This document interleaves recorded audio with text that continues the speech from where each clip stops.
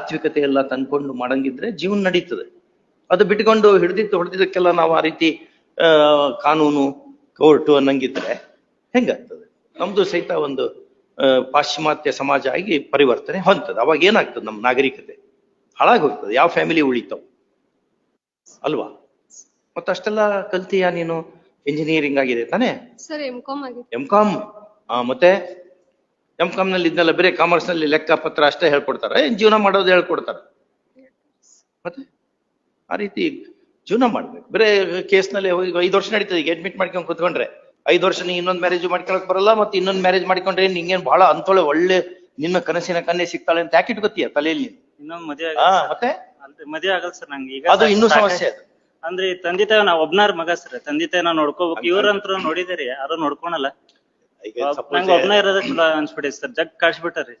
ಇರ್ಲಿ, ಹಂಗ ಅದು ಅಂಗಡಿಯಿಂದ ಡೈವರ್ಸ್ ಅಂದ್ರೆ ಅಂಗಡಿಯಿಂದ ಸೋಪ್ ತನ್ನಂಗಲ್ಲ. ಅದು ಒಕ್ಕೊಂಡು ಯಾವ್ದೋ ಒಂದು ಸ್ವೀಟ್ ಖಾರದ ಪಾತ್ರೆ ಅಂತದಲ್ಲ. ಅದು ಸ್ವಲ್ಪ ಹೊಂದ್ಕೊಂಡು ಹೋಗ್ಬೇಕು ಅಲ್ವಾ? ಸ್ವಲ್ಪ ಹೊಂದ್ಕೋಬೇಕು. ಹಂಗೆಲ್ಲ ಆ ರೀತಿ ಮಾಡ್ಲಿಕ್ಕೆ ಎಲ್ಲಾ ಮ್ಯಾರೇಜ್ ನಲ್ಲಿ ಒಂದು ವೇರ್ ಅಂಡ್ ಟೇರ್ ಇರ್ತದೆ, ಒಂದು ಸ್ವಲ್ಪ ಅಲ್ಲಲ್ಲಿ ಅಪ್ಸ್ ಅಂಡ್ ಡೌನ್ಸ್ ಇರ್ತದೆ. ಯಾವ ಮ್ಯಾರೇಜ್ ತೇಲಿ ಕೇಳು, ಹಿಂದ್ ತೇಲಿ ಕೂತ್ಕೊಂಡ ಕೇಳು, ಯಾವ ಮ್ಯಾರೇಜ್ ಏನಪ್ಪ ಸ್ಮೂತ್ ಹೋಗ್ತದನಪ್ಪ? ಎಸ್ ಟಿ ಬಸ್ ಟಾರ್ ರೋಡ್ನ್ಯಾಗ ಹೋದಂಗೆ ಯಾವ್ದು ಹೋಗಲ್ಲ. ಎಲ್ಲದರಲ್ಲಿಯೂ ಸ್ಪೀಡ್ ಬ್ರೇಕರ್ಸ್ ಇರ್ತಾವ.